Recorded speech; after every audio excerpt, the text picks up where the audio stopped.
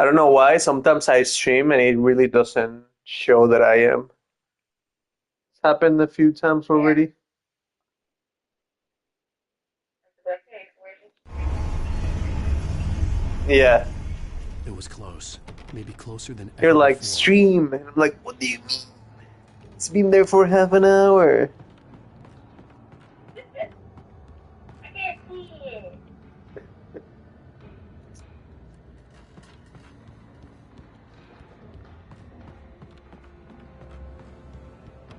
Sometimes I'm like, oh, maybe you could change this line so it doesn't stuff. No. I love, I love streaming for you. I really do.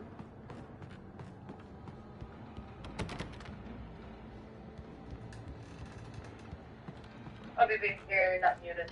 No. Ah!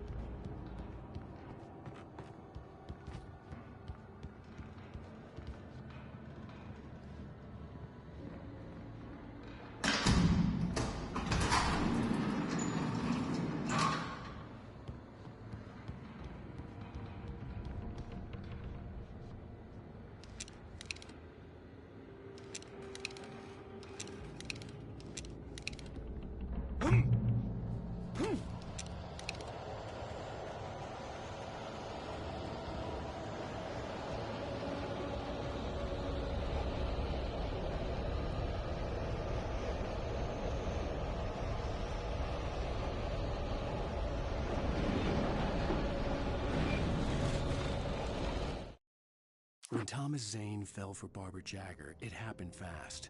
She was young, vibrant, and beautiful, full of life. He had never been a very happy man, and without any seeming effort, she had changed all that. Zane felt good for the first time in his life.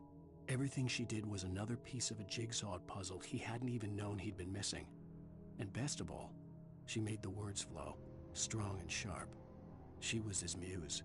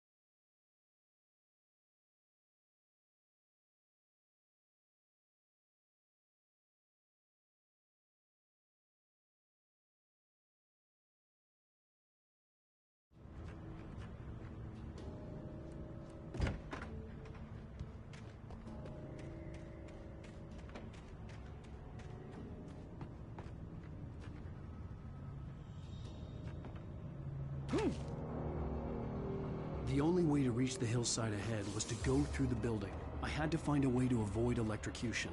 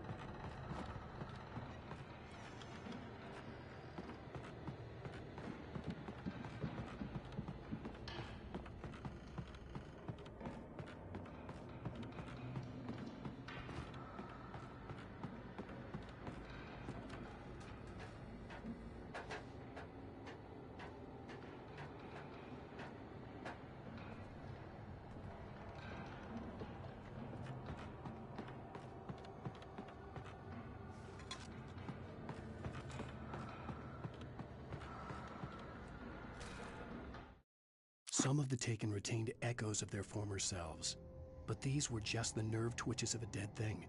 Nothing remained but a shell covered and filled with darkness. In most cases, these puppets were enough for the purposes of the dark presence. But for anything more elaborate, as with the writer, it was different. It needed his mind. And so rather than taking him over completely, it merely touched him.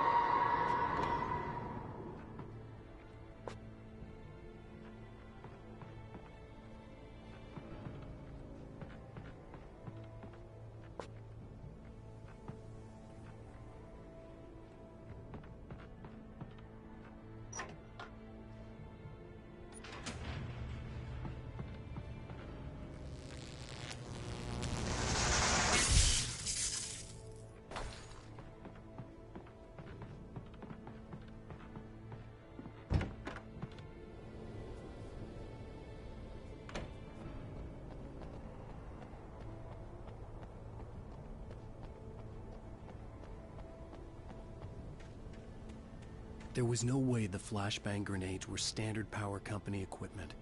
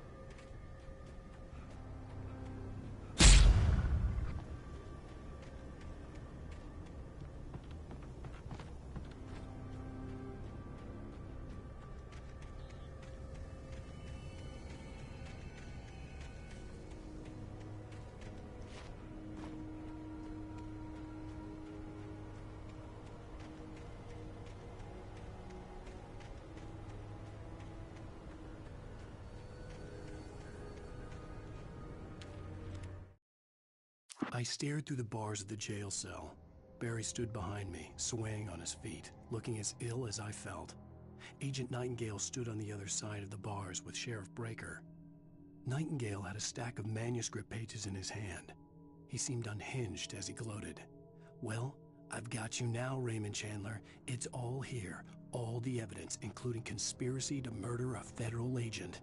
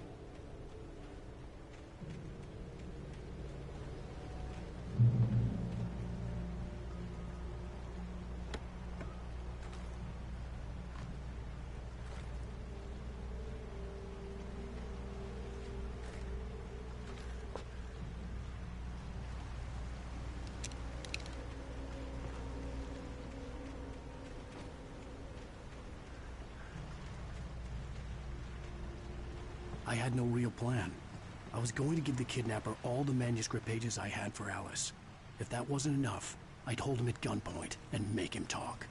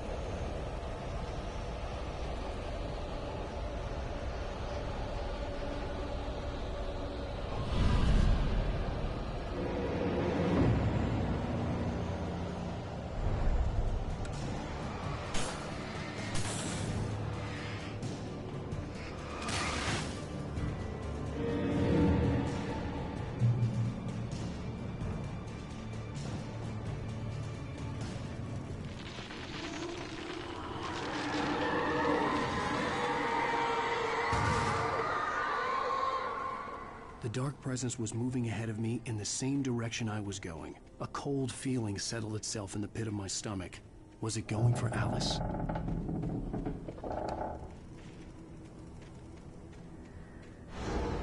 The graveyard shift may cause cancer.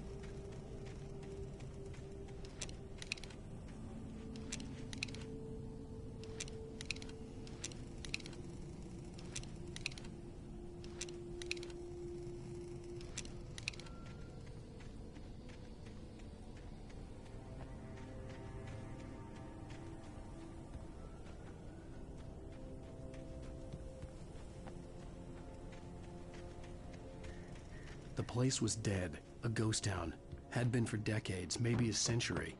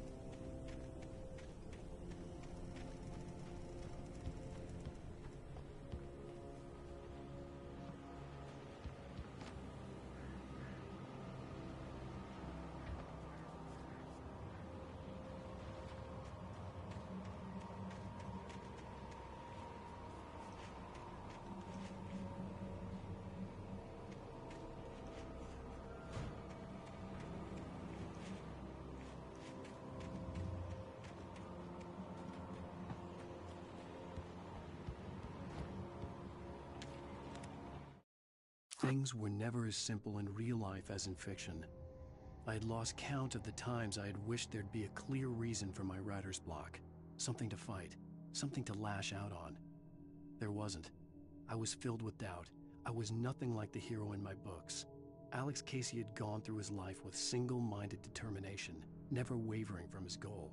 Even now, I was angry at myself, angry at Alice, angry at Barry. I was fumbling and I had no plan.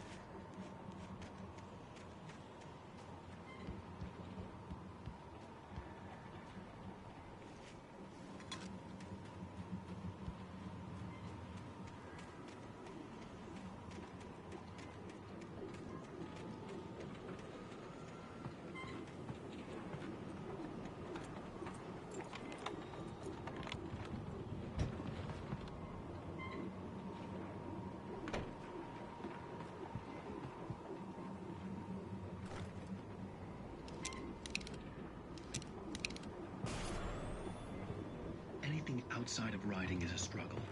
I feel ill. I managed to make my way downstairs. There's a shoebox filled with books and papers by Thomas Zane. It's very hard to focus, but I managed to read some of it. He's a poet, and a good one. He writes of muses and creators summoning fabulous things from a magic lake, using his powers to shape the world of a realm of gods and dreams and demons, dark things that wait for a chance to slip through, wearing the flesh of men as disguise. Zane writes about himself, his girlfriend being taken over by a dark presence, about growing scared of the lake. Zane believes it's a mirror to the gaping void of darkness above, where some Lovecraftian presence lurks. I crawl back upstairs. I'll borrow these things for my story. They ring true. They fit.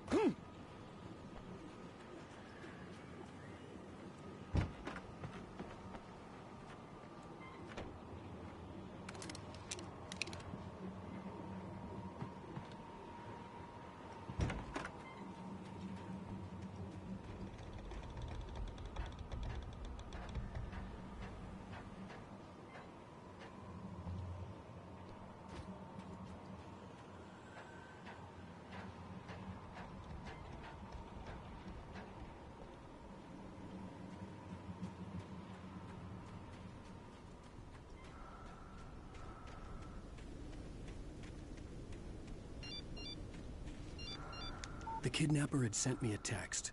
The message was full of spelling errors and insults. It was telling me to hurry up.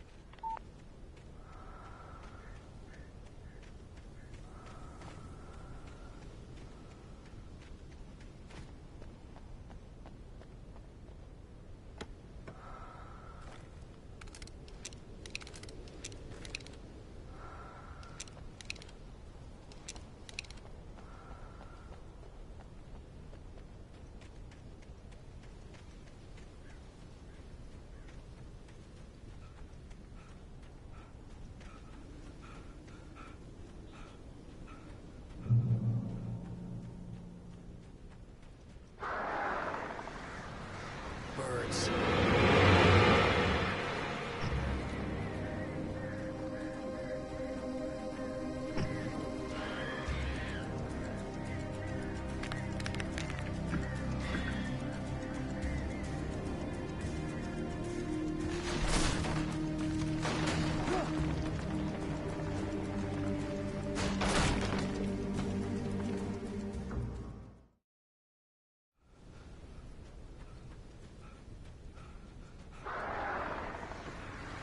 Birds.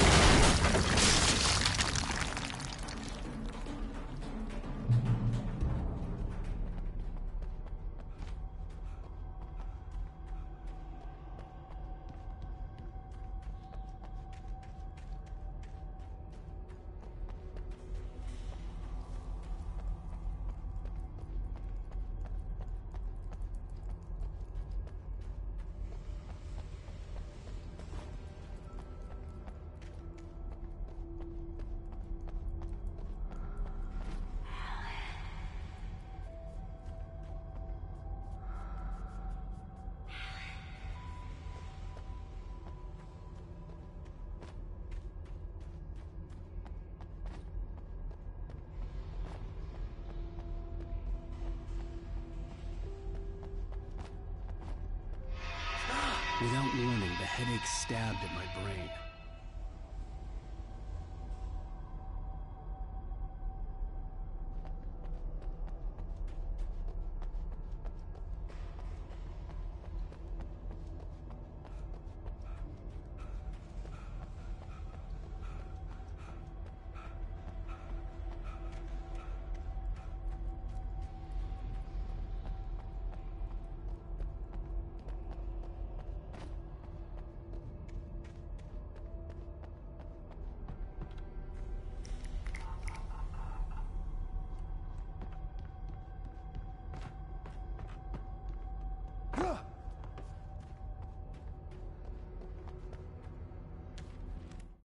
Even behind the closed doors and curtains of his grimy room at the Majestic, the local motel, Nightingale could feel the locals' eyes on him, the unrelenting pressure of their judgment.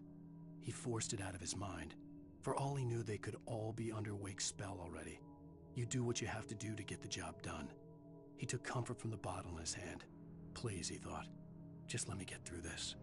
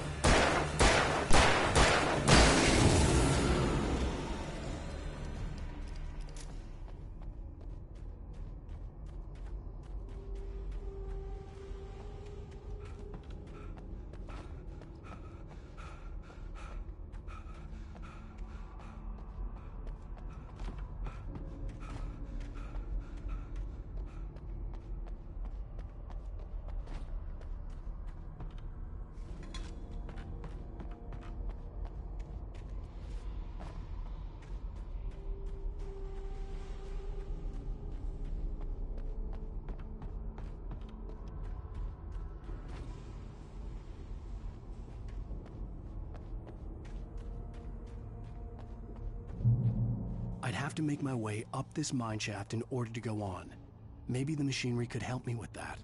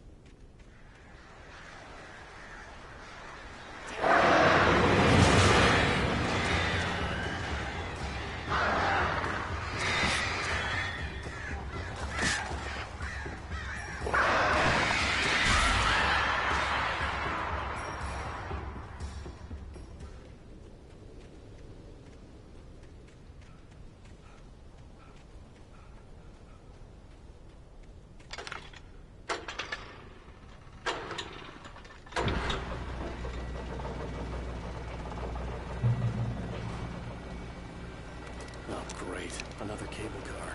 Just great.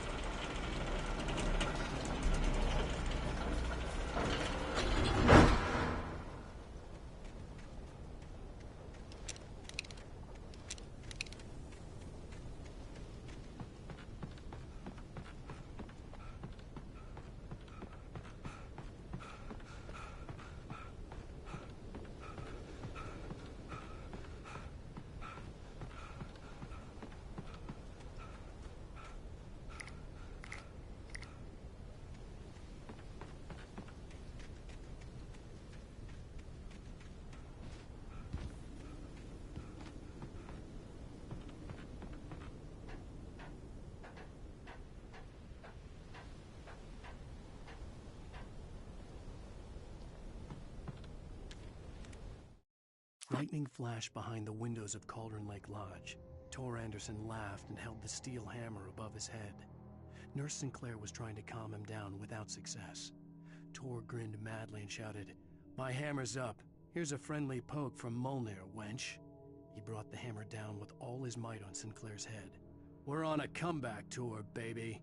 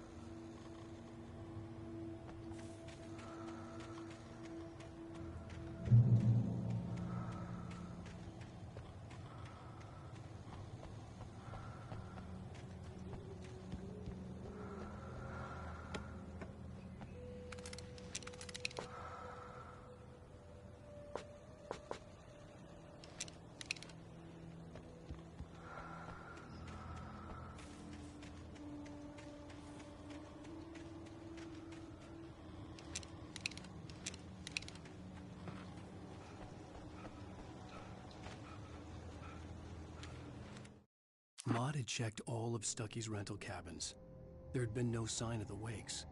It was dark when he'd found their car parked at the end of the road by Cauldron Lake. It made no sense. They must have taken a wrong turn, but there was no sign of them, and the car had been there for hours already. Frustrated, Mott stood on the rotten ruin of the footbridge that had once led to Diver's Isle before it sank beneath the waves years ago. The boss wouldn't be happy.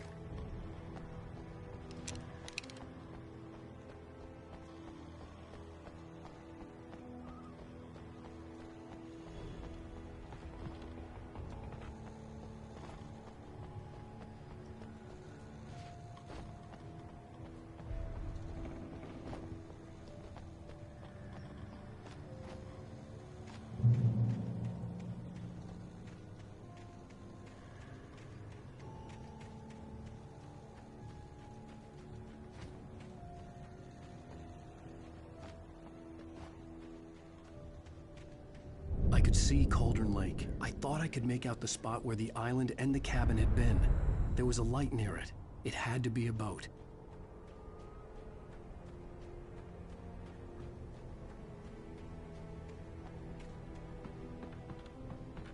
I was close now. I had to get there fast. I dreaded what I would find. I tried to hold on to Alice, but her form melted away. I was losing control. Dr. Hartman stood in her place. I wanted to hit him, but my arms were jelly. He smiled. It was a reassuring smile, and I hated him for it. I had to give you a sedative. Don't fight it. You went through another rough period. Right now, it's very important that you stay calm. We don't want you to have another episode. You're a patient at my clinic. Have been for a while now.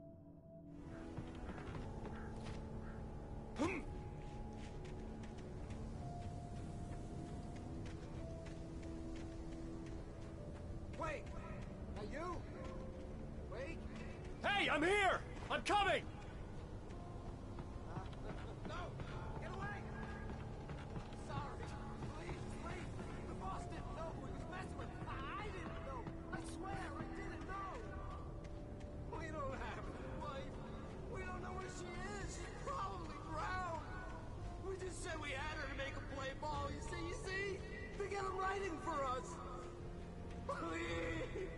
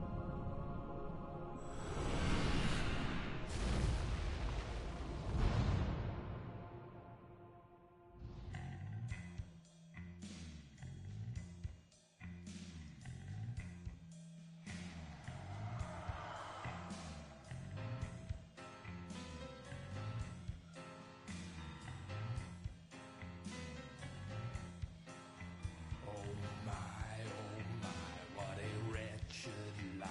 I was born on the day that my poor mama died. I was cut from her belly with a Stanley knife. My daddy did a jig with a drunk midwife. Who's that yonder? Previously on Alan Wake, I'm hunted by the law. Sheriff, Wake's running. I'm giving chase. Are you seriously telling me that writer just took out my deputies? A thriller I supposedly wrote is coming true. The genre of the story seems to be shifting. It's turning into a horror story. I was told that Alice had been kidnapped, but that was a lie. We don't have his wife. We don't know where she is. Her purported kidnapper was eaten up by the dark presence before it attacked me.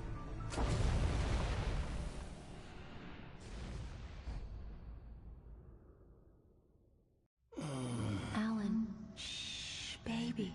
It was just a nightmare. Alice. There you go, Alannn. Hartman. I fell. I had to give you a sedative. Don't fight it. You went through another rough period. What? Right now, it's very important that you stay calm. We don't want you to have another episode. You're a patient at my clinic. Have been for a while now.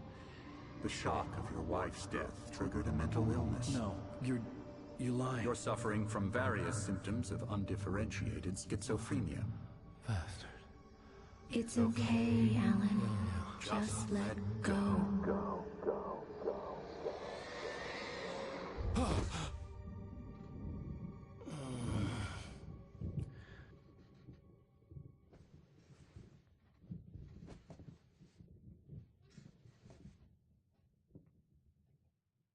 I felt groggy. Whatever Hartman had pumped in me was making me numb.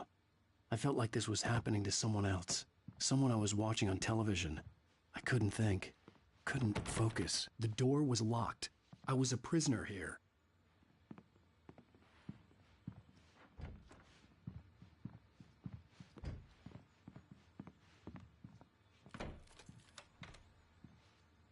Good evening, Alannn. Are we feeling better now? Feeling calm? Yeah. I see you brought your pet gorilla with you. So sure, I'm calm. I get the message. Loud and clear. Why, right. That's the spirit. You're being very brave, Alannn. I understand you're confused. I would be more concerned if you weren't suspicious of me. I don't blame you for it. Big of you. Now, why don't you come with me? We'll reacquaint you with my clinic and go over everything you might have forgotten. Little walk and some fresh air? Yes, it will do you good. This corridor is for patients. Most of them aren't here right now. Jack took them out for a fishing trip, except for the ones who are particularly vulnerable, of course. I encourage creativity as a part of the recovery process here at Cauldron Lake Lodge. I specialize in treating artists. I bet you do. Splendid, Alannn. I honestly believe we can get this thing under control if we work together. This way, Alannn.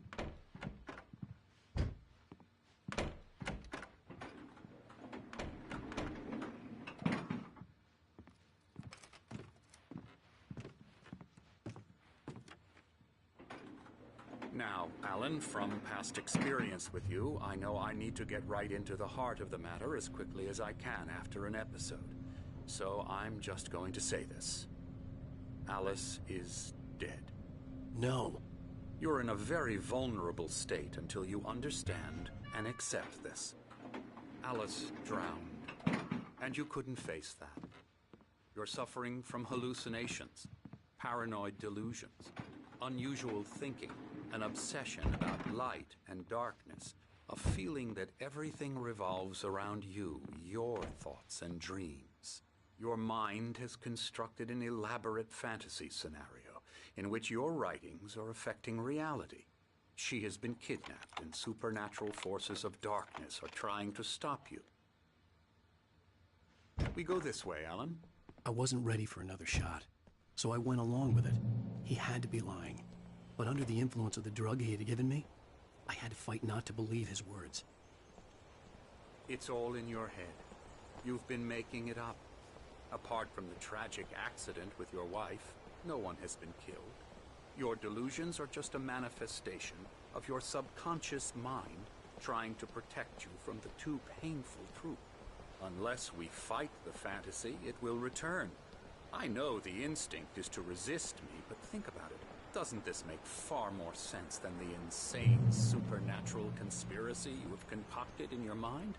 You're a skeptic by nature, Alannn. We both know this. Everything can be explained logically.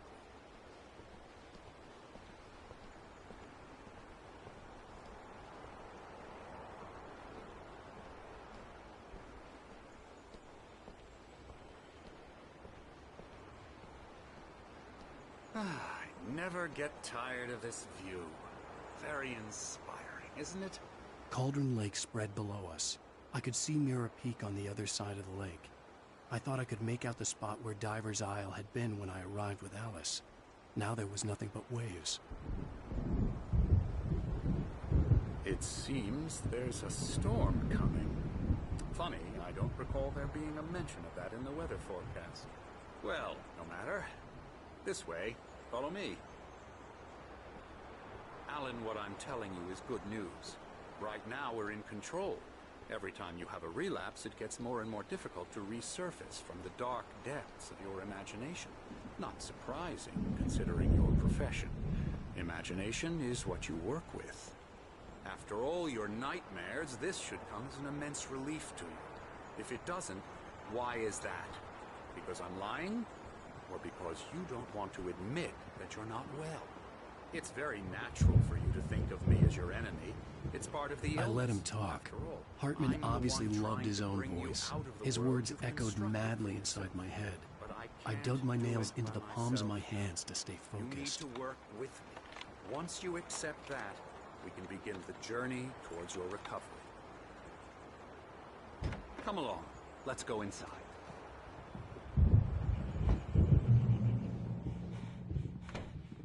Here's the entrance to the office wing. That's for staff only. You were impressed by my trophies when you first arrived here. I do love to hunt. The great outdoors, man versus nature. It's wonderful stuff. Pretty damn wonderful, yeah.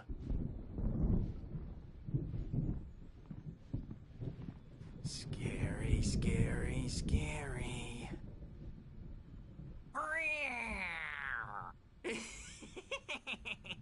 Emerson.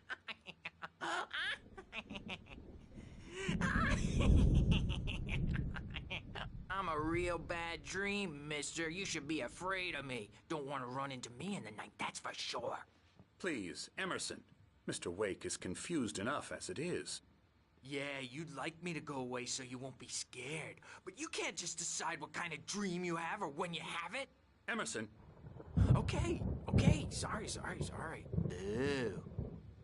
That's Emerson.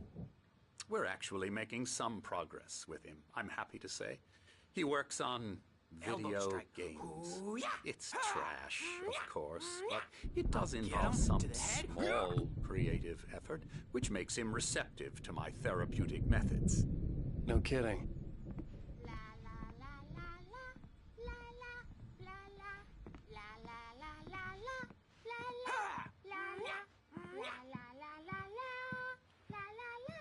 Now, you might have noticed the typewriter in your room. You've been writing as a part of the therapy. As soon as you feel up to it, you should continue.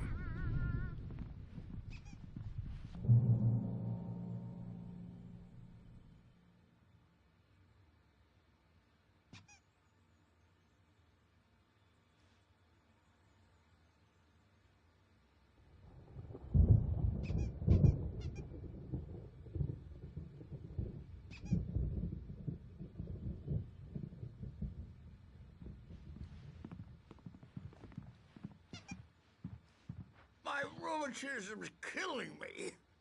There's a storm coming. Oh, what a storm. I hope it wipes this place off the face of the earth. And these two are the Anderson brothers, Odin and Tor. They had how shall I put this? A heavy metal band in the 70s and 80s called Old Gods of Asgard. They even adopted new first names to complete the image of Viking gods. After the band broke up, they lived on a farm nearby. They are, well, in advanced stages of dementia. They're well cared for, TLC and all that. There's nothing more that can be done. I'm afraid that the rock and roll lifestyle has left its mark. Oh, that won't do. I'm so sorry to cut this short for now, Alannn. The power has been acting up. I'd better go check on it. We'll continue this soon. Meanwhile, when you feel up to it, return to your room and try to write. It really is for the best. Don't you think? I'd like to bash his head in with a hammer. Oh, he'd love to fish out our secrets, but he has no clue. He's not crazy enough. Not crazy like us, Sonny. Yeah! Being crazy's a requirement, Sonny. Who else could understand the world when it's like this? It takes crazy to know crazy. That's the sanest thing I've heard in a while. Zane! You're all right, Tom. Hey, we like him, don't we, bro? He's got to go to the farm. The Anderson Farm. Valhalla! We wrote it all down, lest we forget. A crash course. All you need to know to get your head right. You need to find the message. Here, Sonny, here's something for you. Gave me a rash, but I kept it safe from these bastards. Zane could feel the poems, taking form, shaping things. As he experimented, he imagined he could almost feel the power surging through the keys of the typewriter. It exhilarated him. But there was fear, too. If not for his young assistant Emil, he would have given it up. But Emil convinced him otherwise. He too had a way with words. My head was clearing up, or according to Hartman, I was sinking back into the fantasy. I was convinced he was lying to me about everything. Crazy or not, the Andersons made more sense. Tom, got any booze on you? Yeah, no. Sorry, we have guys. a stash of the special stuff at the farm. Our own formula. Local ingredients. Medicine. Clears your head right up. Makes you remember like moonbeams on the brain. Oh, I just noticed. Leather patches on the elbows? That's not very rock and roll. Tom just lost is all. Baba Yaga got to him too, the damn witch.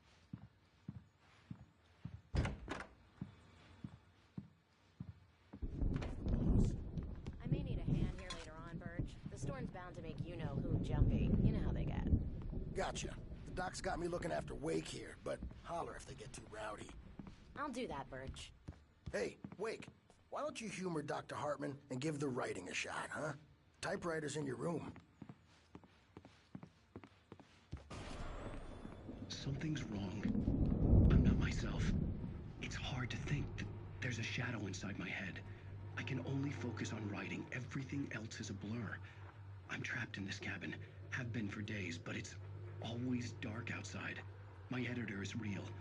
I saw her again. She's not human. It's not human. A dark presence is wearing the old woman's face. She was covered in clinging shadows. There's a hole in her chest where her heart should be. I think I've made a horrible mistake. I don't think I'm any closer to saving Alice. It's been lying to me, using me to get the story it wants, and the story will come true.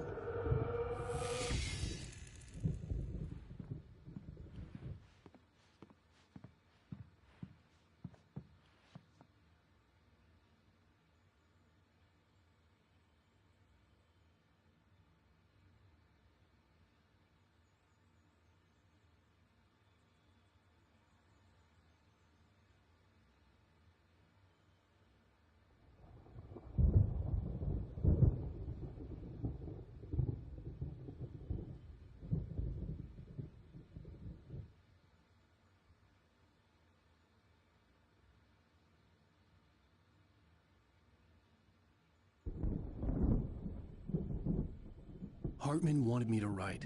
I knew I couldn't, but I figured I should just play along for now. It was the only thing I could do with Nurse Birch watching me like a hawk.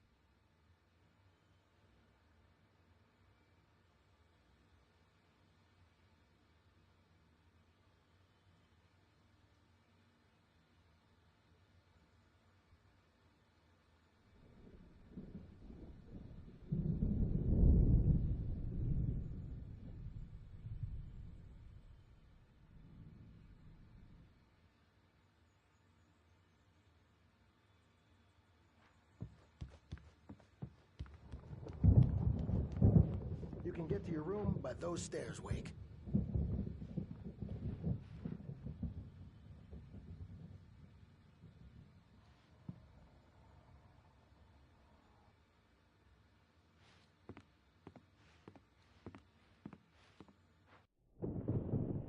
The white glare of the blank page in front of me hurt my eyes. My hands began to shake uncontrollably. Everybody, calm down. Put that down. Birch, I need help. Hey, Wake, you stay here. I'm gonna go see what's up. You just keep doing what you're doing. Be cool, okay?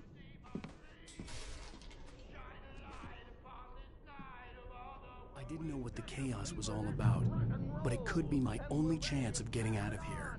Where the hell did he get a damn hammer? I don't My know. hammer's up. Here's a friendly poke from Mjolnir, wench. Oh, afraid of the crazy brothers, are ya? Not so... Hartman kept talking, giving Barry the grand tour, clearly proud of the place. He went on and on about his hunting trophies, and Barry was impressed. But he was here on business. He raised his voice, cut through the monologue. Hey, Hartman, where's Al? Hartman stopped in mid-sentence, annoyed at the interruption. He nodded at the hulking orderly standing nearby. The man smiled and clapped a practiced hand on Barry's shoulder. Now, are we? Well, things are unraveling fast. Sinclair looked bad. That wasn't a love tap. The crazy old fart hit her hard. And if she was one of Hartman's goons, she had it coming. I had to get to Hartman's office. He had taken all my manuscript pages. That's where he'd been keeping them. Come out and face the music, Birch. It's time to pay the piper.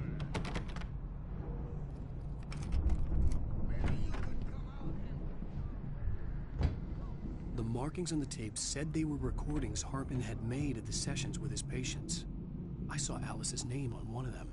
For a moment, I couldn't breathe right. Hartman wasn't happy. Maude could see it in his eyes. He quickly lowered his own.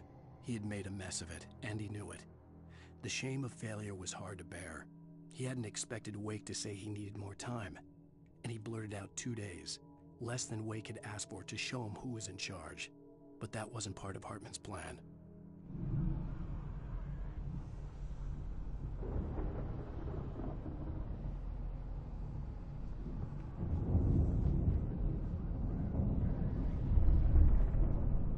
Now, Mrs. Wake, can you tell me about Alann's problems? He's more and more out of control all the time. The parties, he's so angry all the time. He's getting violent. Do you mean with you? No, not with me. No, never. Sometimes I almost wish Allann would take a swing at me, because at least that'd lead to a conversation he couldn't just march out of. But no. Allann doesn't really sleep. And the work, well, he's not writing at all. He sits there for hours and just gets more and more frustrated. And I can't talk to him. Yes. Tell me, Mrs. Wake, what would you say to him if he'd listen? I don't know. I want to say, I look at you, and it's not you. Just some stranger who resembles you. Looking out from behind your eyes. And I don't like that guy much. And now it's all gonna go to hell. But you don't ever say this. No. I've tried, but he's not listening. He's too deep in his own problems. Always going on about something else. I'm so afraid I'm gonna lose him. And we're not even talking anymore. He doesn't let me in anymore. He just keeps me in the dark. I'm so alone here. Even when he's home. Please help me, Doctor, because I'm at my wit's end. Well, if you can just get him here, I'll absolutely do my very best. Yeah, but Doctor, you need to be careful with him. He's not just going to listen to you and cooperate. He's the most stubborn man I've ever met. Well, I'll be sure to bear that in mind. Hearing her voice, what she was saying made me happy and sick and guilty all at once.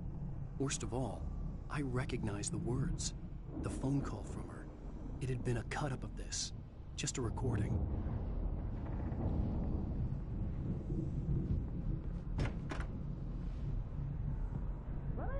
The photo on the wall caught my attention. In it, the clinic staff was standing outside the lodge. I knew the man next to Hartman. He was the kidnapper. Hartman had been playing me all along. I am famous. I represent a celebrity. They'll be looking for me. Oh, that's how you want to play it? Is that how you want to play it? Really? Barry? Ow! About time! Barry, man, am I glad to see you. We need to get to Hartman's office. It's right next door. You okay? Yeah. I mean, no! The cops found me at Rose's trailer, but they didn't hassle me too much. I'm obviously a victim in this, and I demanded to be treated as such. Or else I'd sue their asses. Speaking of asses, that Fed gave me a real hard time, but I had no clue where you were. That guy's crazy, Al. But he let me go, and then I get a call from Hartman, that son of a bitch, who tells me you're here, and I should come pick you up, but when I got here, 2 goons clobbered me and stuck me in there. What's with the cutout? I stole it from the diner to piss off Rose after what she did to us? That'll teach her. Yeah, that's a harsh punishment. Come on, pal, we gotta get going.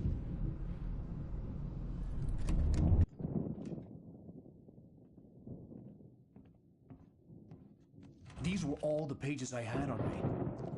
And more.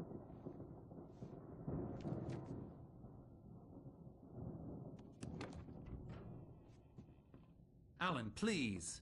You're sliding back into the... Tell me one more lie and I'll shoot you in the face.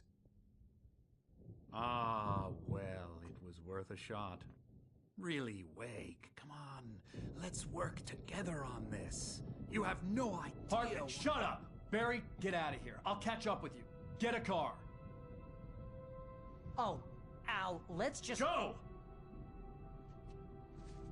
Wake, listen to me. This is a mistake. Don't you see? Together we can create something absolutely wonderful. With your ability and mine.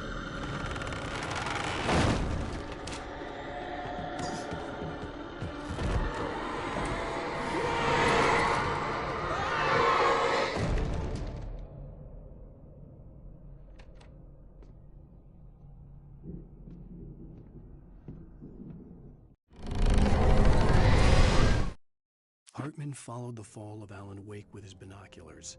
When the rider hit the water, he ordered Jack to take the boat to him. The spot was easy to see in the dark, even with all the extra lights in the boat. The flare floated and kept burning even in the water. Jack turned the radio louder as the engine sputtered. The music was rough and clanking, something the Anderson brothers would no doubt have enjoyed. But Hartman chose to ignore it. Wake was finally within his reach. I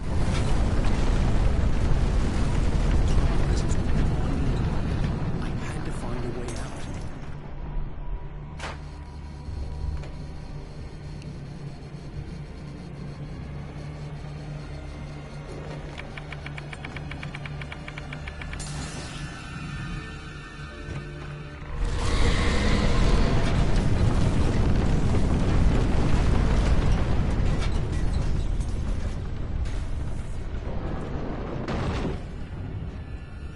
Light to get the possessed bookshelves out of my way.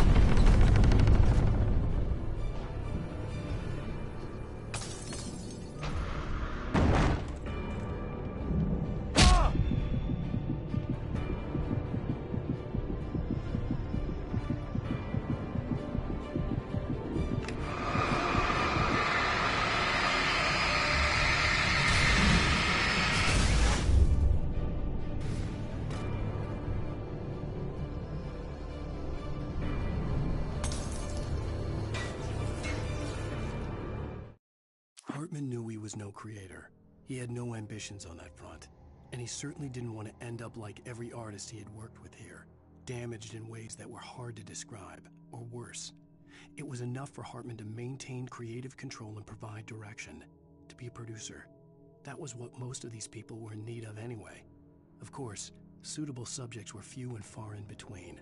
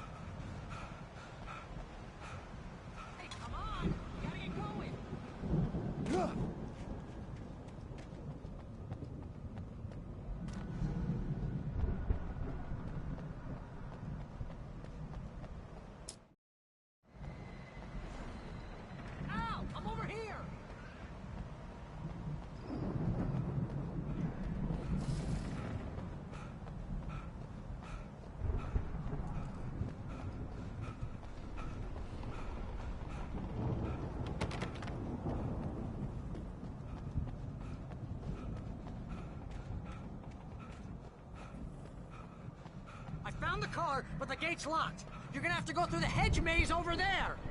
Barry, I don't have a light. Take this, Al. Oh, God! Look at the house, Al!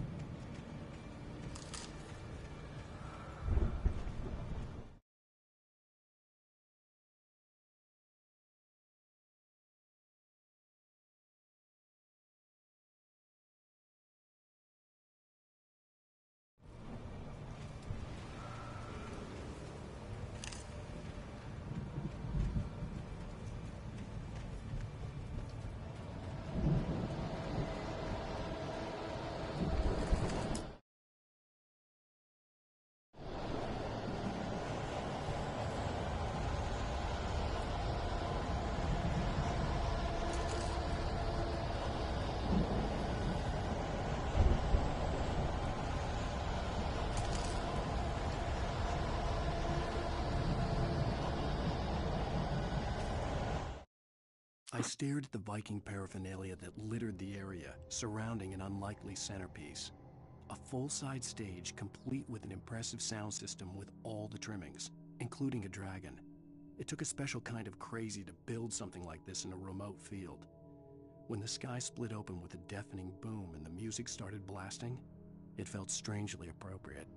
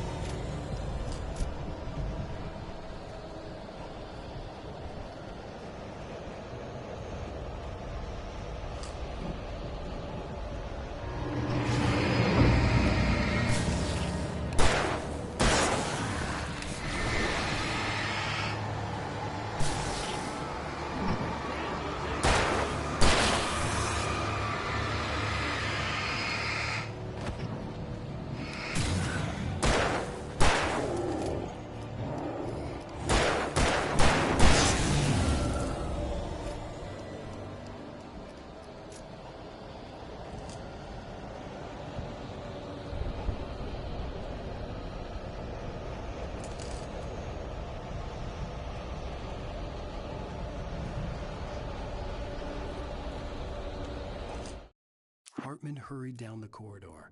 He had disliked leaving Wake when he was surely at his most susceptible to therapy. But this was not an ordinary storm.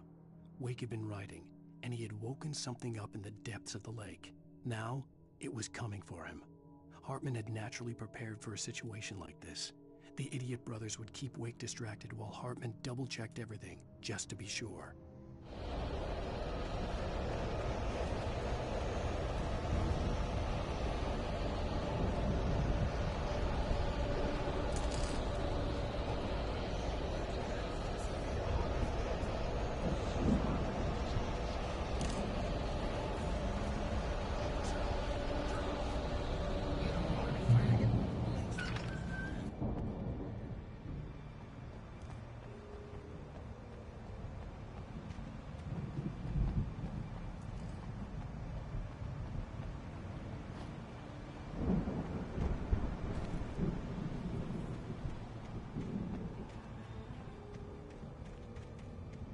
You get 2 pills in the morning, and then you'll be nice and calm all day long.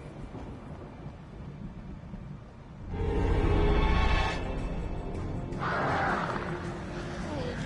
3 pills in the evening. You sleep like a baby.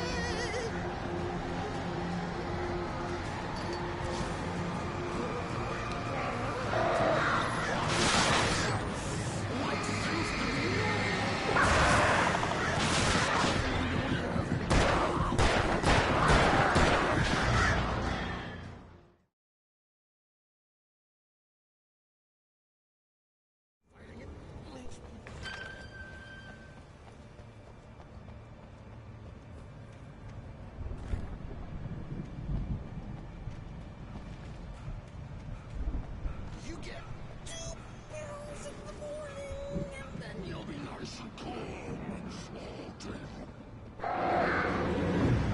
You get 3 pills in the evening. You sleep like a baby.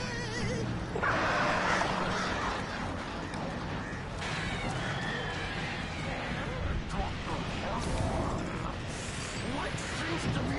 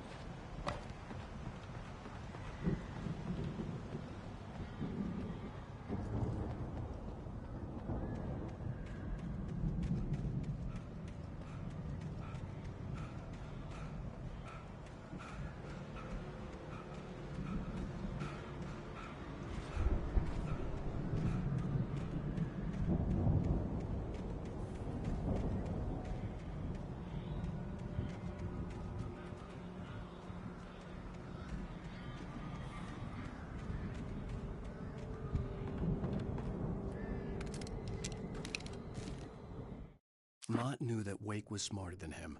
Wake had more money, a beautiful wife, everything. And Hartman said Wake was important. That made him better than Mott. But Mott was calling the shots now. He'd expected Wake to whimper and grovel, but instead, he seemed willing to fight. Mott knew he'd gotten under Wake's skin. If only Mott actually had his wife. The thought made him shiver.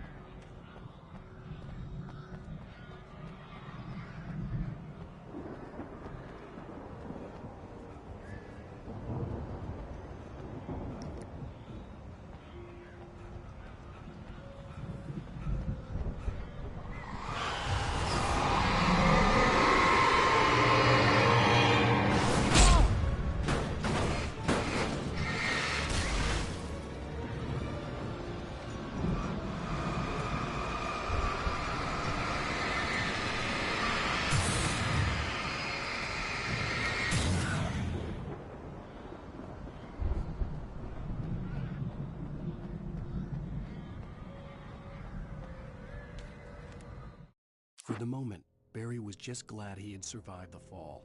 He had been separated from Al, and there was no easy way to climb back up. He told himself he'd be okay in the gloomy forest at night. He would just have to wait for a while for Al to find his way down. Barry turned when he heard the heavy footsteps and saw the movement.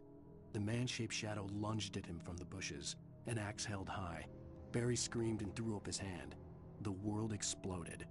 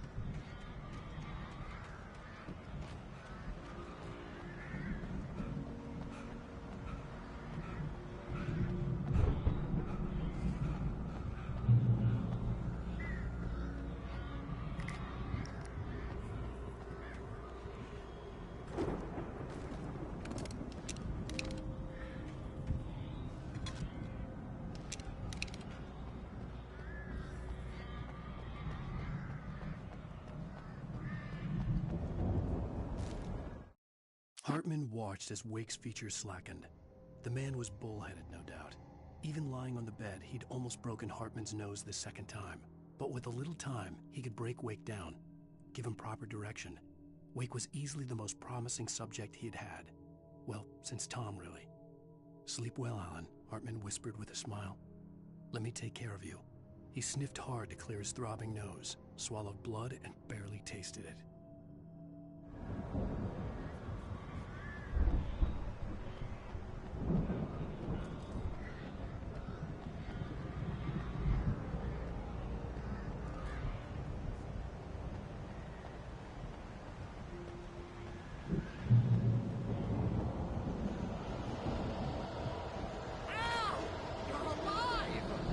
Let's get out of here. Can you open this gate? Maybe. Barry! Well, I slid it shut when the nasty showed up, and the key fits kind of loose in the lock, so, Barry! I'll find it, don't worry about it!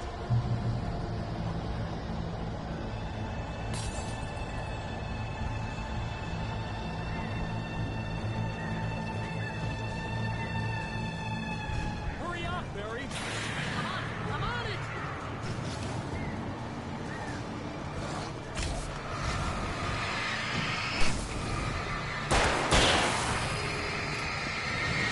Key here!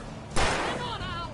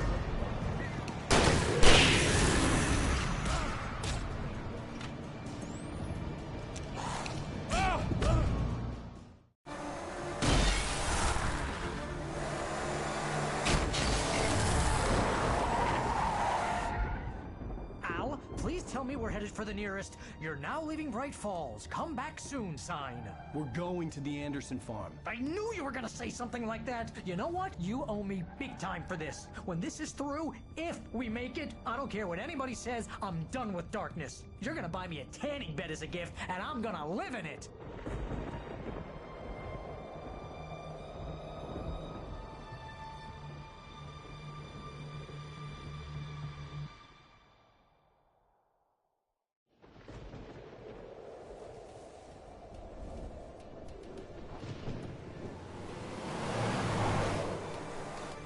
I'm crazy, but that's fine, Barry. Oh, you got that right, Al. You're barking mad. You are by far the craziest. But maybe that's inevitable when you deal with crazy stuff like this. It helps. This is happening, Barry. Alice, they never had Alice. She's trapped in the darkness at the bottom of the lake, but she's not dead. Al, how can you know that? I know, Barry. I can... Al, No, listen. I can bring her back. I can find her. There's something special about this place. The lake, it does something to the works of art created here. It makes them come true. But there's a catch. The dark presence, whatever that thing is, twists it to its own ends. That's why all of this is happening. It's using my manuscript to take over everything. Al, I believe you. It happened to Thomas Zane before, it happened to the Andersons. I believe you. Crazy or not, you're not delusional. Weird shit's going down. That's a fact. I'm on board, man. I'm with you. The Andersons knew about it, but they were too far gone to tell me with all the drugs they were on. But they wrote it down. There's a message somewhere at their farm, Barry. We just need to find it. Look out!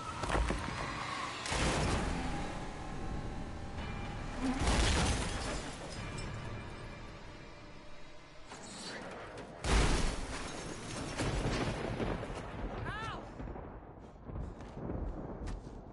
God damn it, Al, talk to me!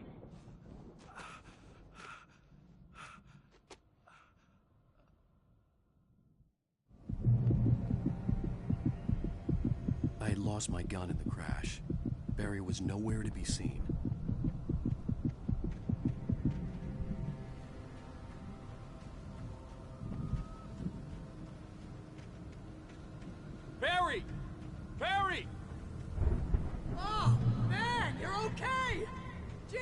good to hear your voice! I was trying to get out of the car, but the ground gave way. Man, what a drop! Don't worry, your cutout is fine. Forget that! Are you okay? I hit some bushes, didn't get a scratch. There's no way you can climb down, though. It's like a sheer wall. Al! There's something moving down here! Barry, it's a taken! Use a flare, Barry! Yeah! Barry, are you alright? I'm good, Al! I'm great! Guess you never messed with anyone from New York City before, huh? You're gonna have to find your way around to the farm, Al! I'll be waiting! Barry, just wait for me, okay? Al! I'm not staying here! It's suicide! I'm going to the farm! I'm gonna go ahead and secure the area! You can catch up! Don't worry about it! I'm on the case! Now he's Rambo. This would turn into a disaster if I didn't catch up with Barry.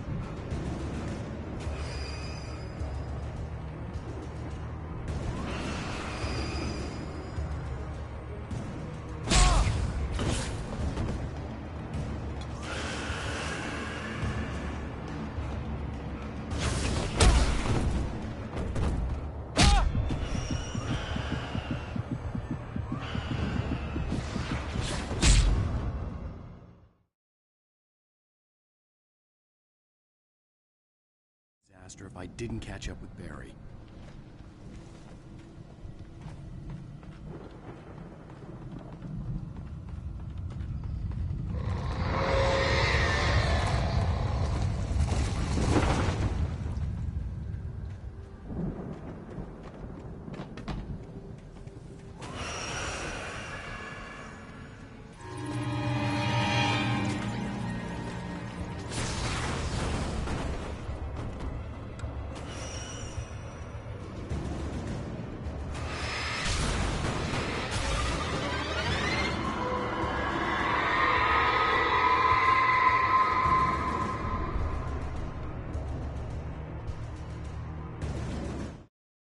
When he stopped the car at the Anderson farm, Walter felt relieved. Oblivion was close at hand. The brothers wouldn't miss a jar of moonshine or two in the booby hatch. But then he saw the man on the porch, and he knew who it was. Driving for his life and knowing it was useless, he didn't realize he was crying until he couldn't see the road for the tears.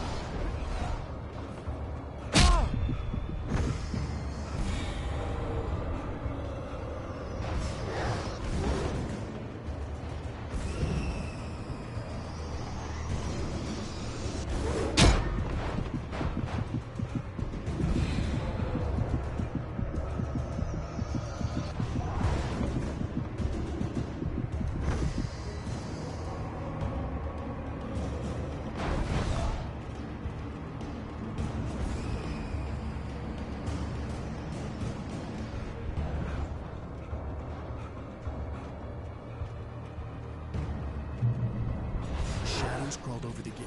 I needed a light to destroy them to get through.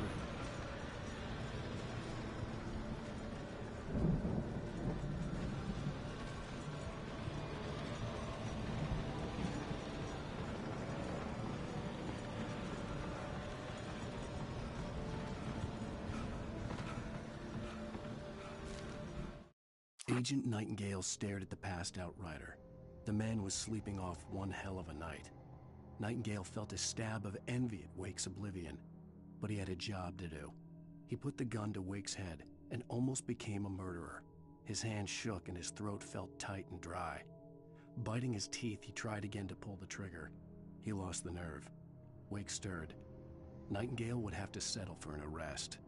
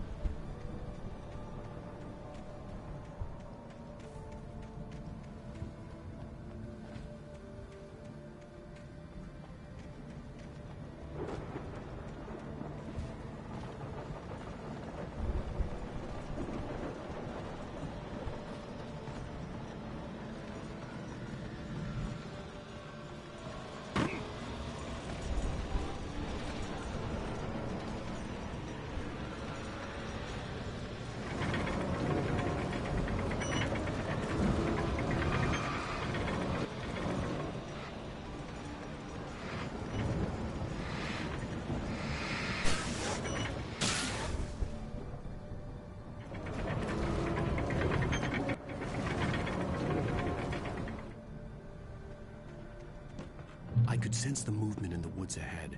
Facing the enemy without a weapon was dangerous, but I had no choice.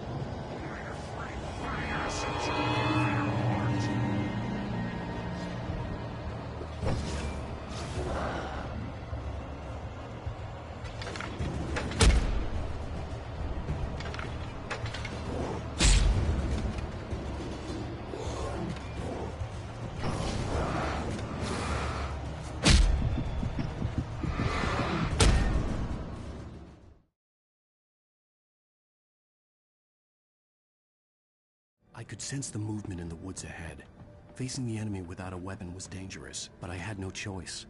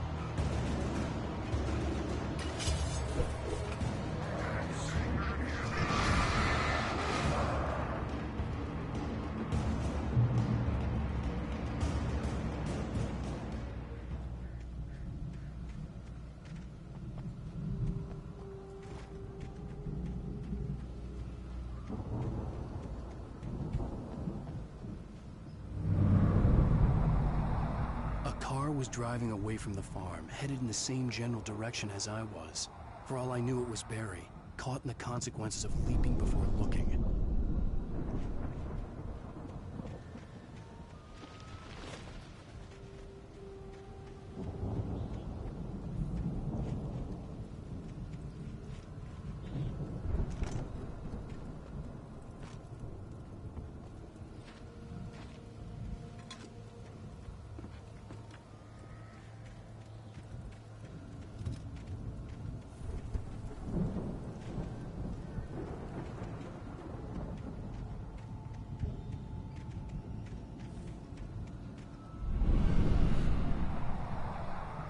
The car was heading for the cabin up ahead.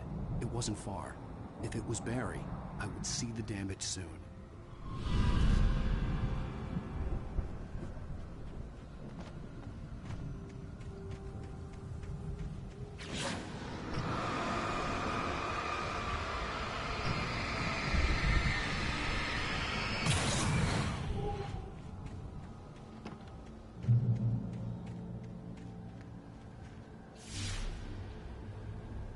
I'm trying to deliver each page to the right time and place. I'm trying to show you how the story goes. I had seen glimpses of the light before. I had seen it in my dream. It was a strange space. The dark presence followed the choreography laid out to it in the manuscript, growing stronger and stronger, moving like a storm from one scene of destruction to the next. But it was still bound to follow the story and chained to the dark place it came from. When the story reached the end it longed for, it would finally be free. This man, or a diver in a bulky suit, he was the one who'd been placing the pages on my path.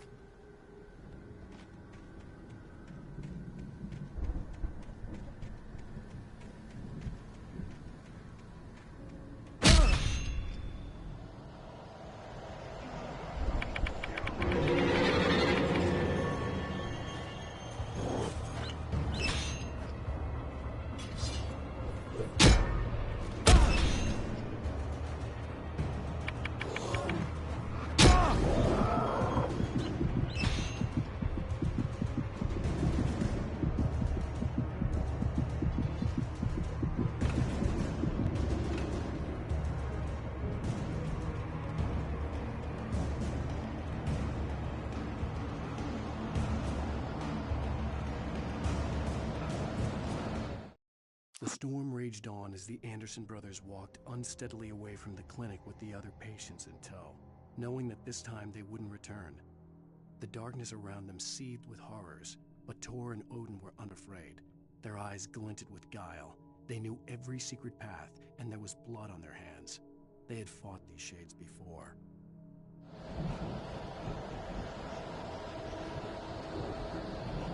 Someone had left a gun behind.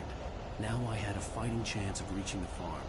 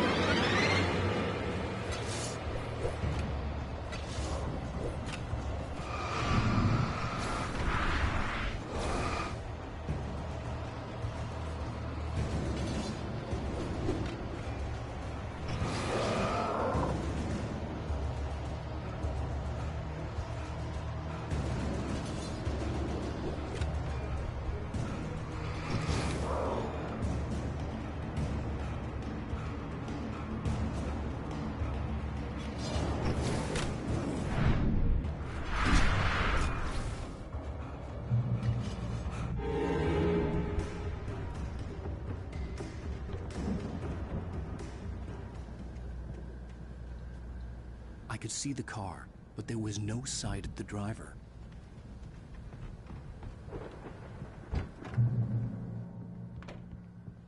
Hello? Anybody here? Barry! No! Danny, you're not! Please! What are you? No! Don't! I'm sorry!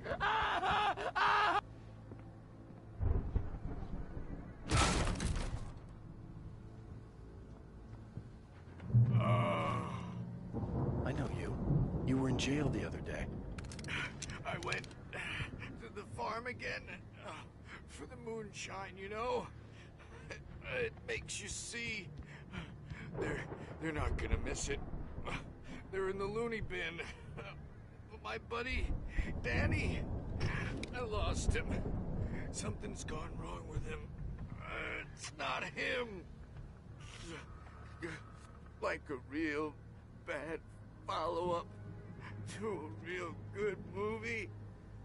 The best friend's suddenly the bad guy who wrote this crap anyway.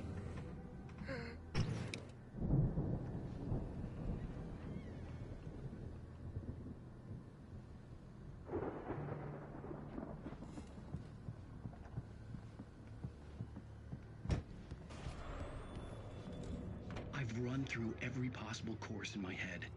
If I continue like the Dark Presence wants me to, the story I'm writing won't save Alice.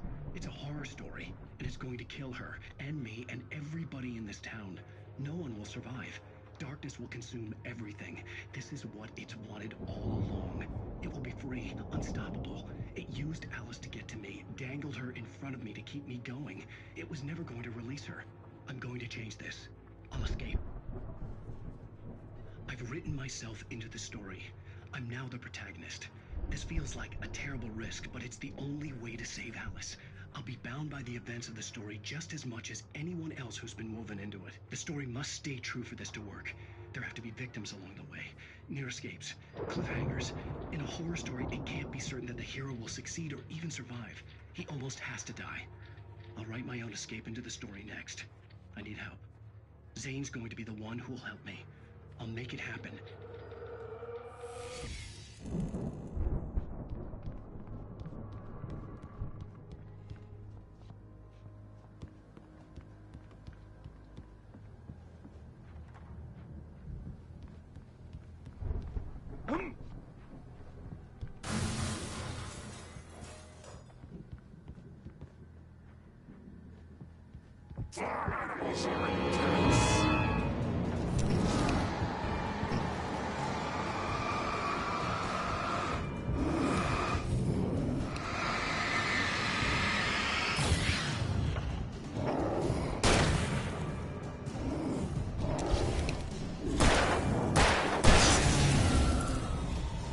Let me guess. Danny, huh?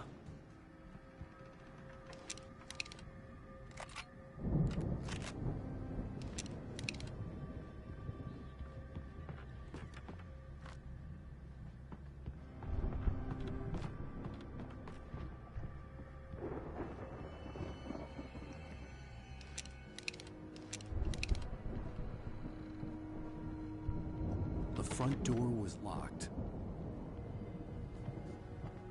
The farm was still a good distance away.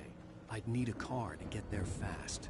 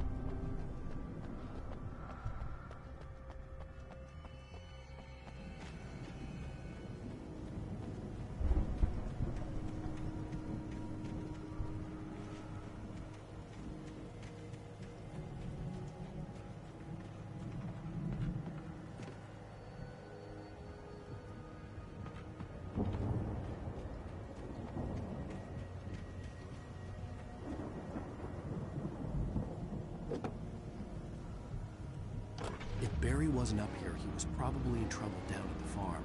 For a moment, I felt bad for doubting him. After all, I'd made it this far myself. But Barry was Barry.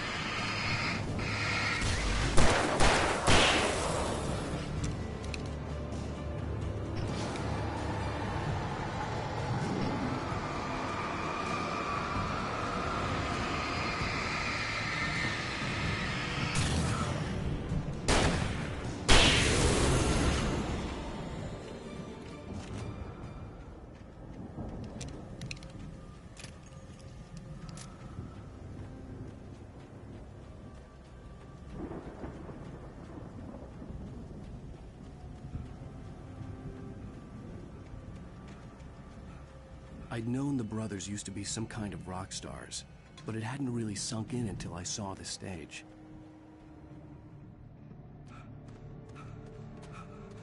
Al! Run! Incoming! There's too many of them!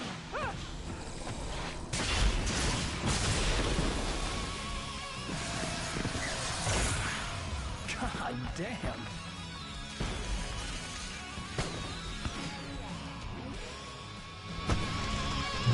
I'm so glad you decided to go it alone, Mr. Bronson.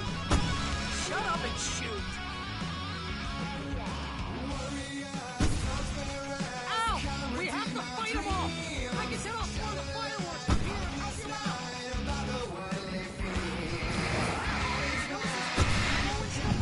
This place is stacked! Hold on! I'll try to get the stage lights on!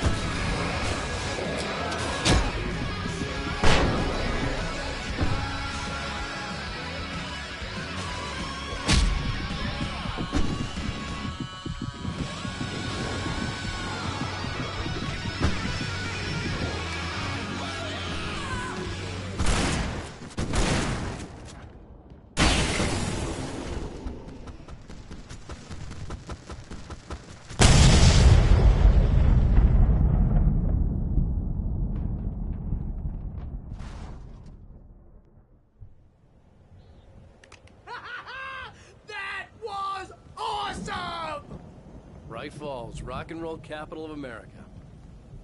Hey, Al! This way to the farm!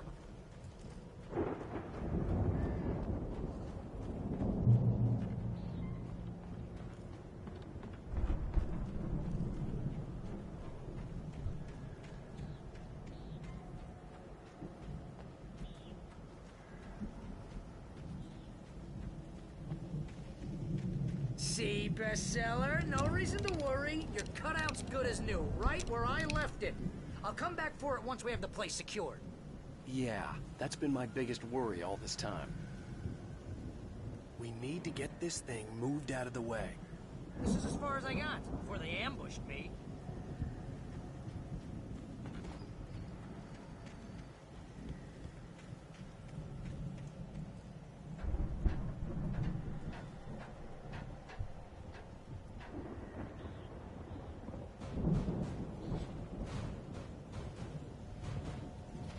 Hey, I think Alan Wake here has something to say. What's that, Al? I'm Alan Wake. I'm always right about everything. And if I don't get my way, I'm sunk all day long. I'm always intense and moody. Wow! You look at that thing, Al! They really went all out with this Viking crap, didn't they? Look at all this stuff. They must have done okay for themselves, so how come I never heard of these guys before? And this from the guy who learned about Ozzy Osbourne through reality TV?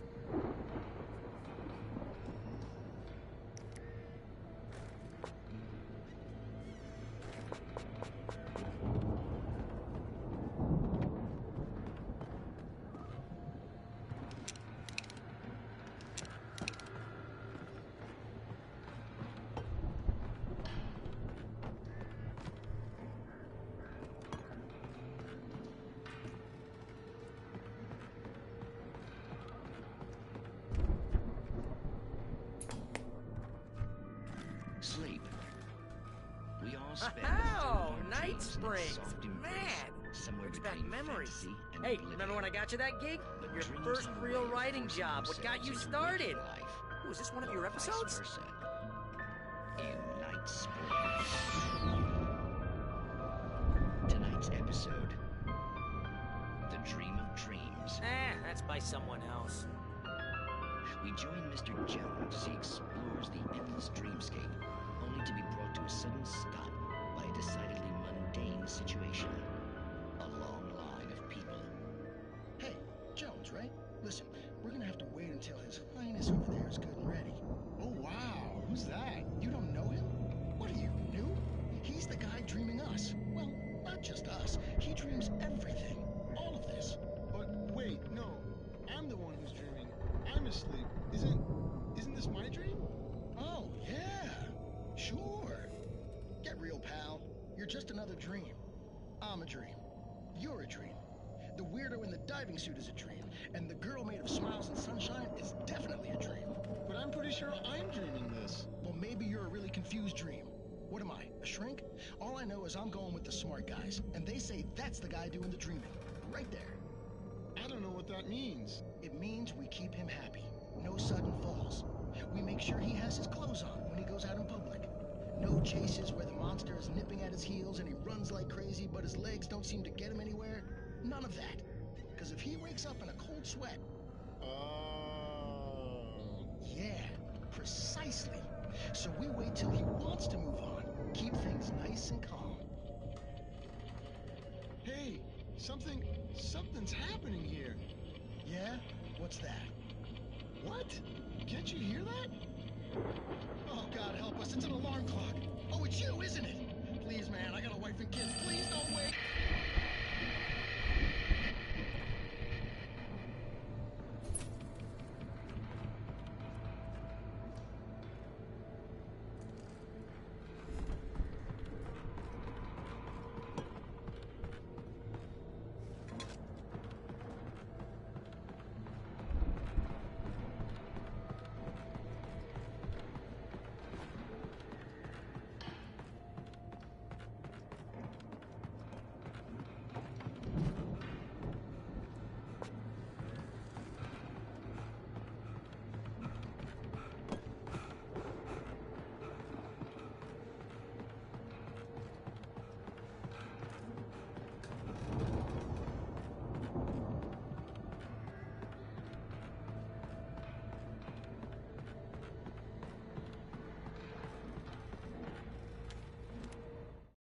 It's 1976. Madness reigns at the Anderson farm.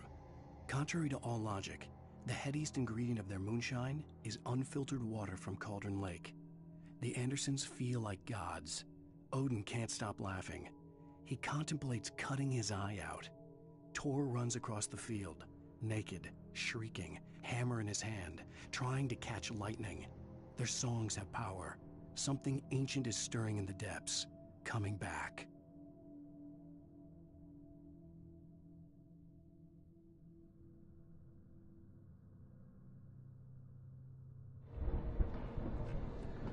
The Viking boat looked imposing, almost like a battering ram.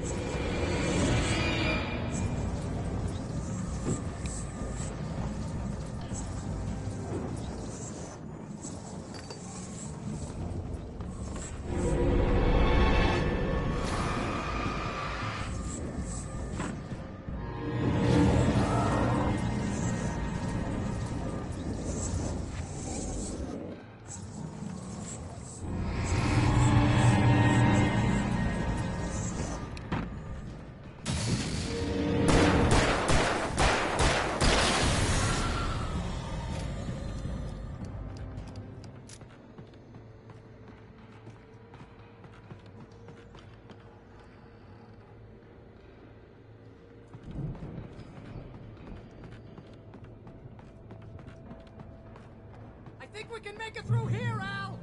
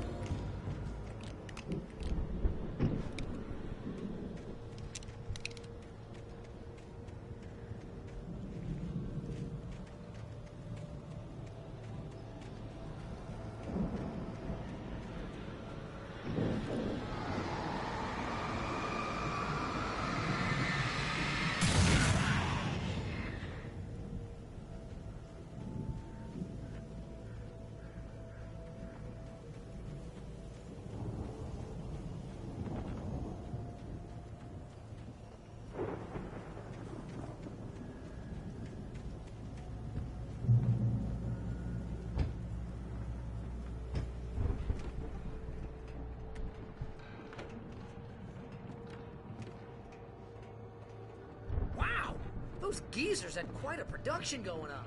Ooh, you know what, Al? If we make it through this alive, I'm gonna start representing them.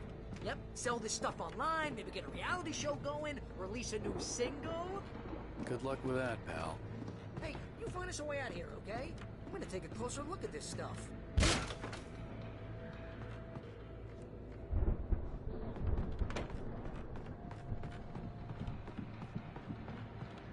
Be careful, Al!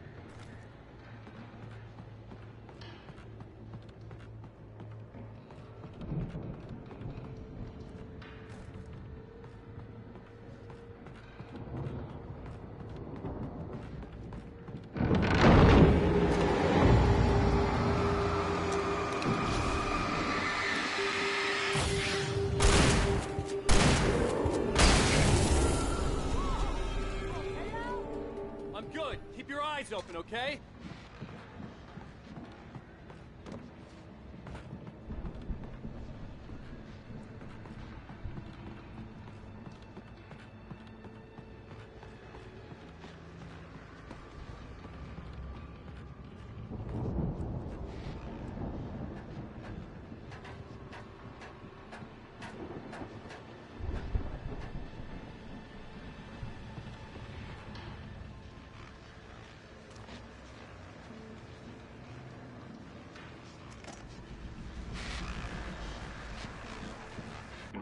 As you regular listeners know, I tend to work through the night, but I'm not the only one. Deputies Mulligan and Thornton are taking a couple of moments off their busy schedule to join me here in the studio. Boys, how busy are you now? Deerfest is almost here, isn't it? I bet that keeps you in business. Pretty busy, yeah. Actually, Pat, we've been real busy with other stuff, which concerns an ongoing investigation. We can't talk about that, Thornton. I wasn't gonna say anything. I was just saying we got, other irons to fry. And how would you compare your workload to last year's? Things have seemed relatively peaceful to me, but people do tend to get a little wild this time of year. Oh, it's wild, Pat. It's pretty wild. There's been all sorts of trouble this year. Vandalism, fighting, public disturbances. A lot of people going missing, too. Just, a lot more of it. Now, is it just me, or does Deerfest get wilder every year? I could see the building that had to be the Andersons' home on the other side of the field. It wasn't far now. I wasn't worried about trusting the ramblings of two burned-out geriatric wrecks. They had the goods.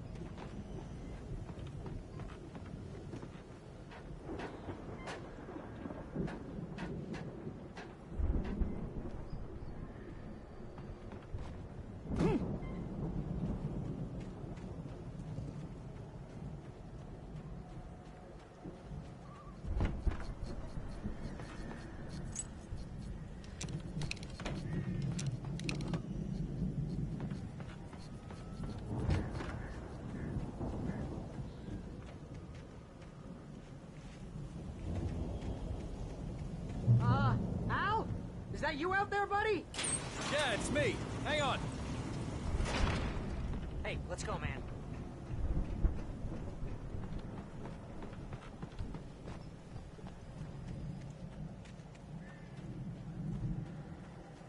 I think we're gonna have to work together to open this gate, Al.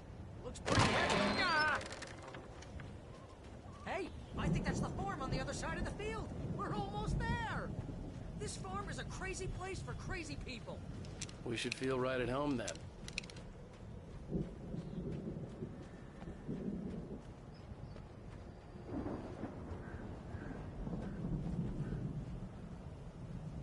Come on, one more gate. Let's do this.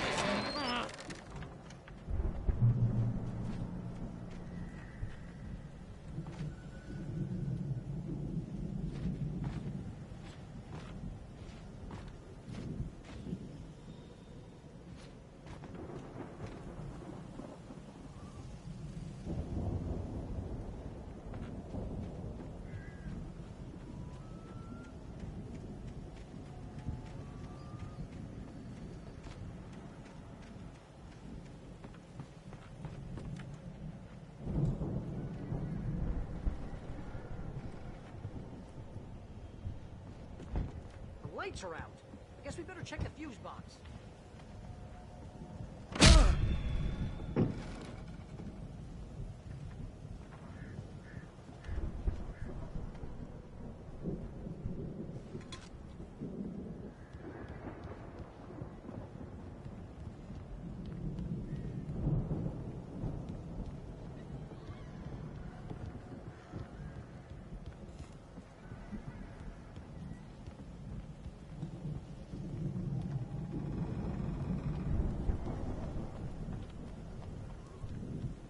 The power downstairs was out, but I was sure I could fix that at the fuse box.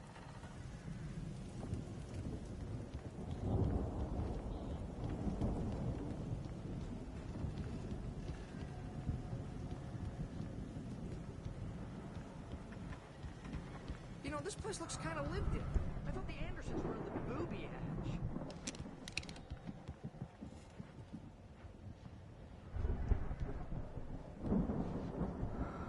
Come on, Al, let's get the lights on, huh? Again, Alice's screams rang in the stillness of the night. I saw myself run toward the cabin, flashlight in my hand. I followed my past self. I was an out-of-body observer, a time traveler in a crazy drunken dream. This was the beginning. The night Alice had disappeared. The mystery of what had happened during the missing week was about to reveal itself.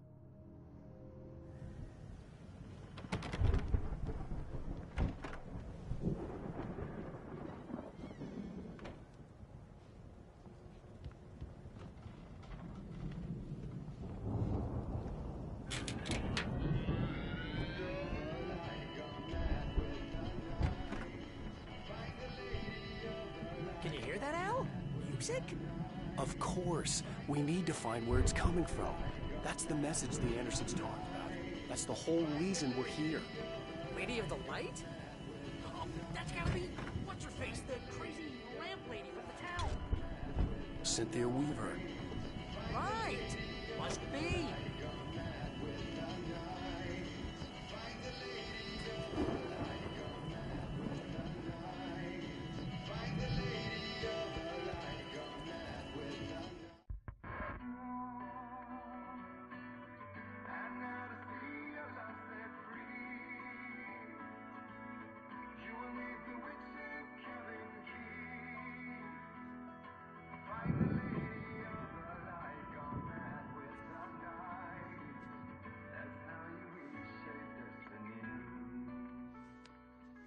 Okay. We need to find Cynthia Weaver. We'll stay here for the night and head back to town as soon as it gets light. Hey, Al. Lots of hours before dawn. Might as well get some rest. And by rest, I mean drunk. Come on, Barry, this is... Yeah, what the hell?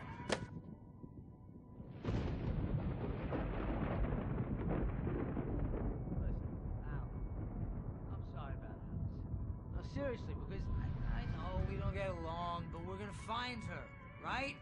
Even though you're a crazy bastard, I'm gonna stick by you, no matter what, ever, Al. Sure, you're like a brother. I'm a writer, goddammit. Correct. If I just wanted to, I could write 10 books a year. And they'd be the best books that year. No, you couldn't. That's right, I couldn't. But I could, because I'm a writer. What? What do they put in this stuff? I feel like my brain is coming out of my nose. I'm gonna get the recipe off those coots and be a booze millionaire. I just miss her, Barry. I just want her here with me. I know, Al. I know. It's gonna be okay. We're gonna make it okay.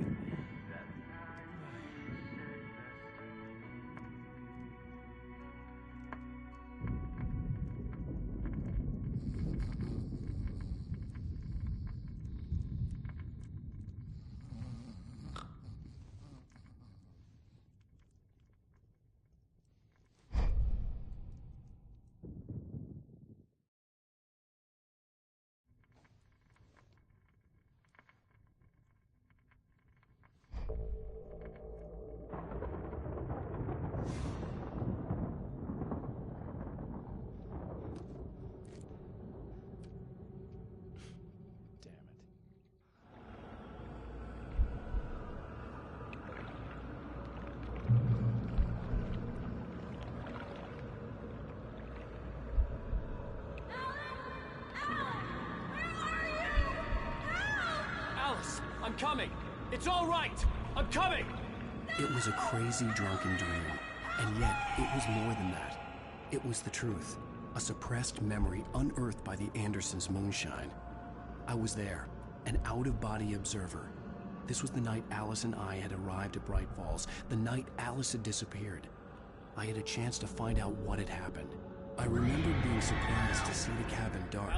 Alice would have never turned the lights off.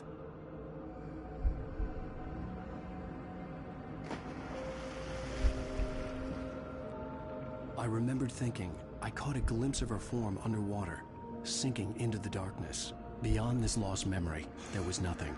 I had to follow the footsteps of my past self to find out what had happened that night. Diving after her was the last vague memory I had of that night. After that, the next thing I could remember was waking up behind the wheel of the crashed car and finding the first pages of the manuscript.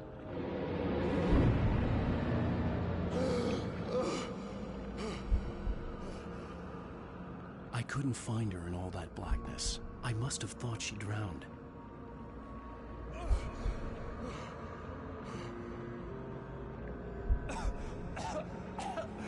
Alice! Jagger had Alice, and so she had me. Alice!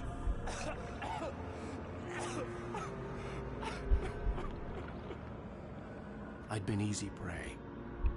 Look at the cabin. Is there someone in the window?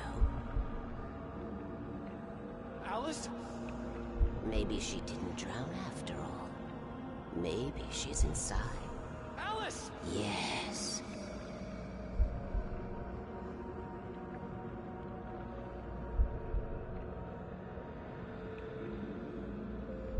The dark presence had touched me. She had dug her nails into my brain and used me, made me her puppet.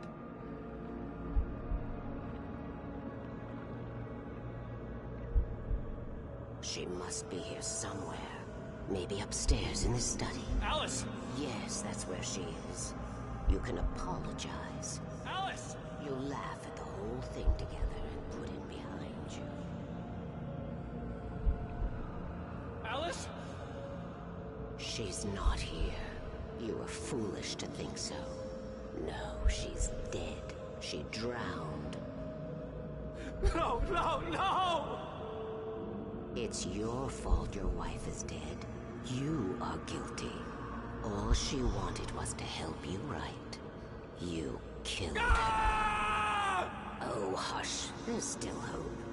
Cauldron Lake is a special place. Here, you have the power to change things. She wanted you to write.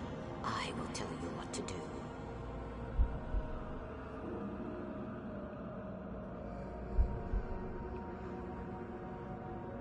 You can write her back.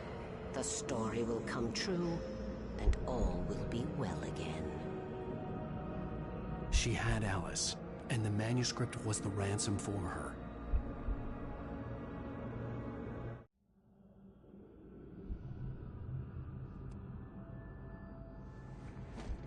Yes.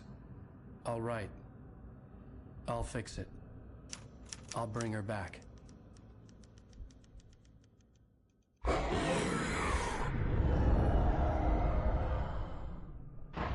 No. I wrote it. I remembered it all now. In the dark, I'd written for days, a week, almost a complete manuscript of a novel entitled Departure. Jagger had been my editor, whispering in my ear, making sure that the unfolding story would make her more and more powerful. I thought I was saving Alice. Even with the cobwebs she put in my head, some part of me had been aware enough to write my escape into the story, to bring a light into the cabin to release me before I could finish, to interrupt the horror story before the ending, where darkness consumed everything and everyone. Zane was weak and far away, but I had written him into the story, and his light had been enough to set me free. It isn't here now. I'm here because it was written. I brought the light to set you free. You must hurry. It will know I'm here. It will be back soon. It stole the skin of my Barbara a long time ago. She looks so old.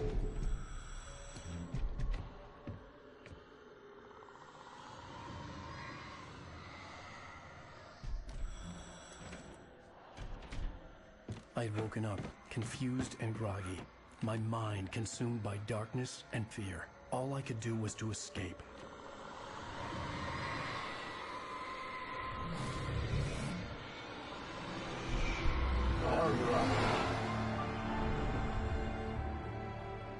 The week spent in the cabin had taken its toll. I was barely conscious, and fading fast. It had to have cost Zane terribly, thrown him even deeper into whatever dark place he now haunted. But he had managed to weaken the dark presence, kept me safe that night.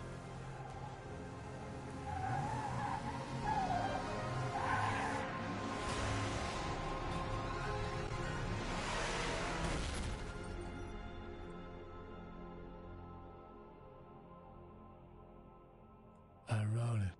It's my fault. That's right, James Joyce. It's your fault, and you're gonna pay for it.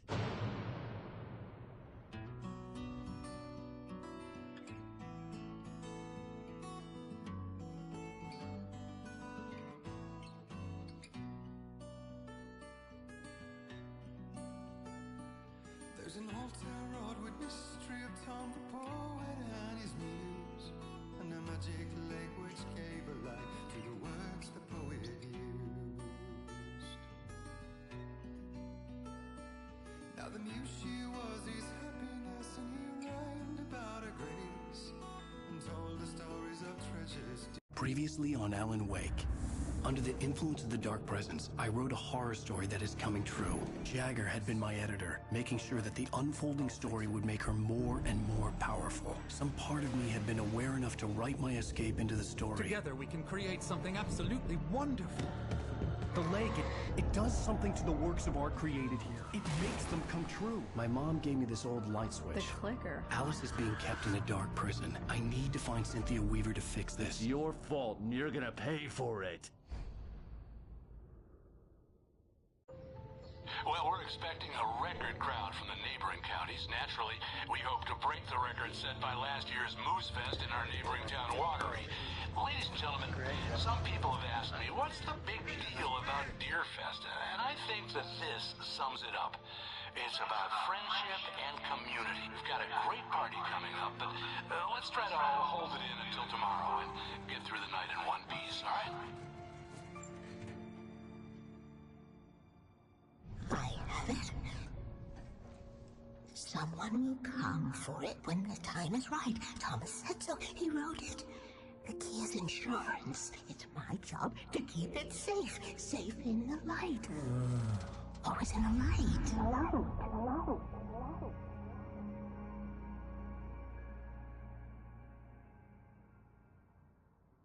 the manuscript pages were gone.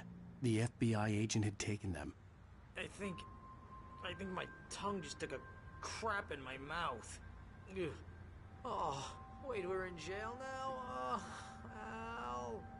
Al, this is not good. That about sums it up.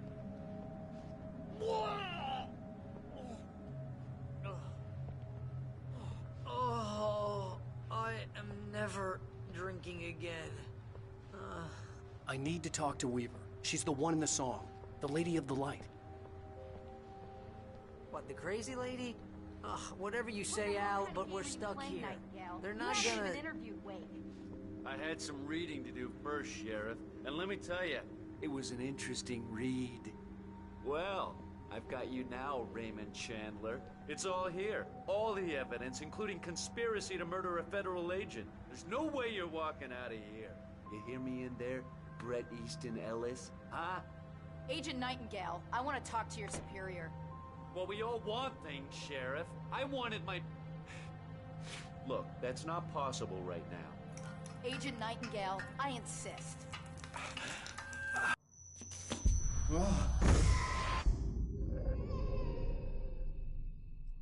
Wake, what's wrong? Lady, are you stupid? It's a trick. It's an obvious trick. Okay, I've had enough of this crap. Wake, I'm gonna trust you with this. You're joking. Agent Nightingale, your opinion would matter more if you were sober and if I actually believed you were here on official business. Whoa! Get back in the cell, Stephen King. The only way you're leaving this place is over my dead... Wait a minute. I know this... Oh my God! Light. We need light. It's the only way to fight this thing. In my office. I've got your things there. Follow me. Oh man, we're sitting ducks with the lights out. Stay cool. I can get the emergency power on.